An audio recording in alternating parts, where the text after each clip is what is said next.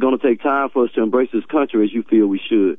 I can't understand why this isn't logical to people with more intellect than I have, honestly. No, it's not that it's not logical, but because if you want to discuss it in a psychological sense, but it's like I would ask Obama. You agree it's a great place. I would say, when was America better than it is today? Was it better? I mean, if there was a time, I should say possibly when the Pilgrims or when they first came over, when there were indentured servants instead of just slavery. So that would be my opinion. So you got to go back to the Pilgrims to find when this country, that wasn't even a country then.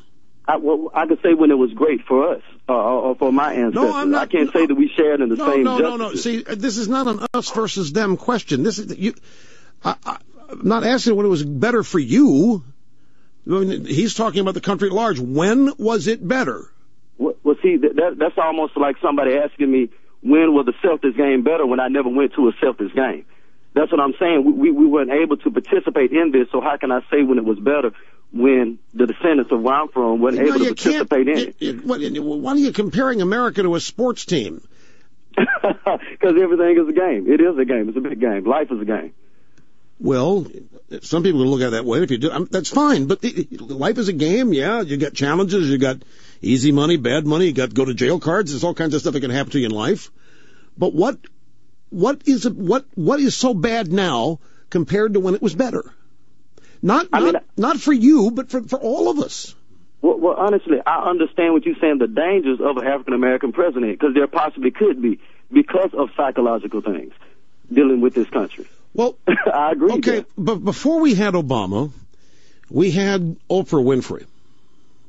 I'll go and for that. And arguably, Oprah Winfrey is far more powerful and wealthy than Obama is. But she also is an entertainer.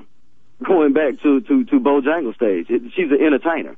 She's not a philosopher or a doctor or a scholar. She's an entertainer. Or their audience. So that says a lot about African Americans who is on the platform. No, we got to stay on the same page here because I really want to talk to you about this. Okay. To her audience, Obama is a philosopher. She may well be a psychologist to her audience. She's a self-help artist and all this sort of stuff, whatever. I agree. And she's learned to cry on cue, which she can command emotional responses from people. She's what's wrong with being an entertainer? She's wealthy. If we live in such a racist country, how did this happen? This is to say that there hasn't been progress in 40 years is not enough time to heal psychologically. Did any of the stuff that happened in the 1800s happen to you? No, sir, not in the 1800s. Did anything that happened in the 1900s happen to you? Not to me. But psychologists would agree that your past plays a great part of you. What do you have to psychologically recover from? The environment that I live in.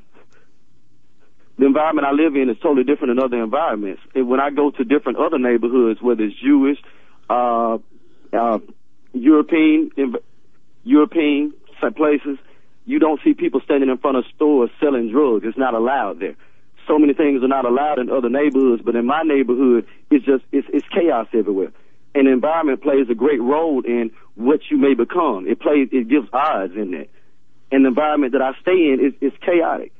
And it's like we're supposed to overcome and rise above this environment that is very hard to do. And it's possible, though. But do you think any of that's going to change if Obama is elected president? Not with people behind him supporting him, no. I don't think one person can change things that's going on. I think it takes everyday people to change it. Okay, so it doesn't matter who the president is in terms of the environment you just described, people standing outside stores selling drugs and so forth. That's going to go on. I agree. No matter who's... Well, then, what are the people in these neighborhoods and communities doing about this if they know that a first black president's not going to end it?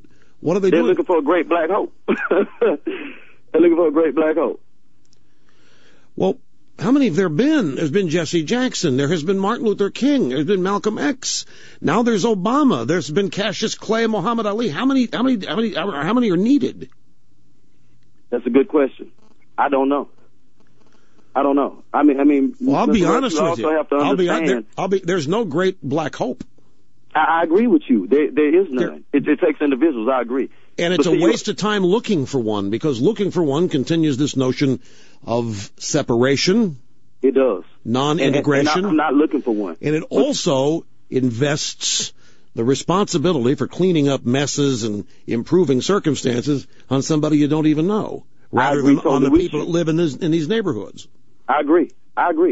But why do you think this stuff isn't tolerated in these other neighborhoods you mentioned, the European neighborhoods and the Jewish neighborhoods, I think you said? Why is that stuff, why is storefront loitering and selling drugs, as you described it, why is that not tolerated in those neighborhoods? Because of their upbringing. They're understood not to do that.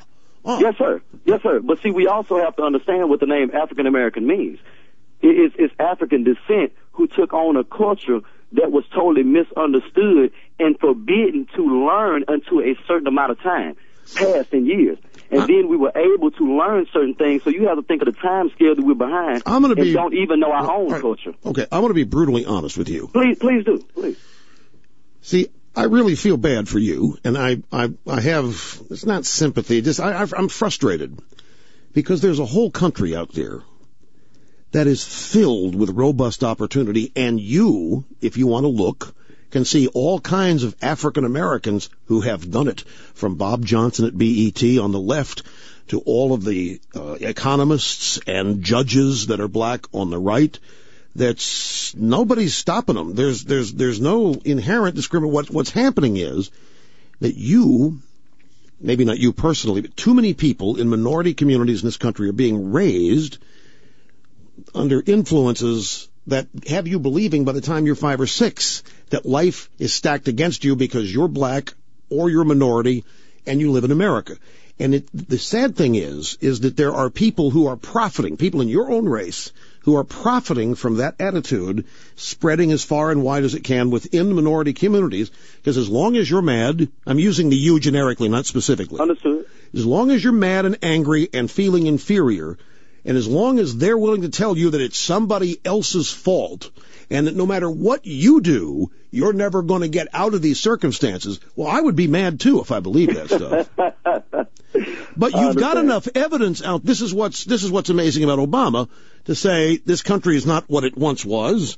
I think every day in this country is better than the day before. And you've got all this evidence out there of how prosperity is just waiting to be tackled. It's just waiting to be pursued. It's there. The country provides it for anybody who wants to try, and we all have our own obstacles to overcome in pursuing. Your obstacles happen to be a slavery tradition that you think requires psychological healing from. And that may be true, but the problem that I see is that there are too many people that have too much influence over the black community that don't want that psychological healing to take place. And those people are out there saying, even if Obama's elected, that doesn't mean race relations in this country have changed an iota. Well, now that is silly.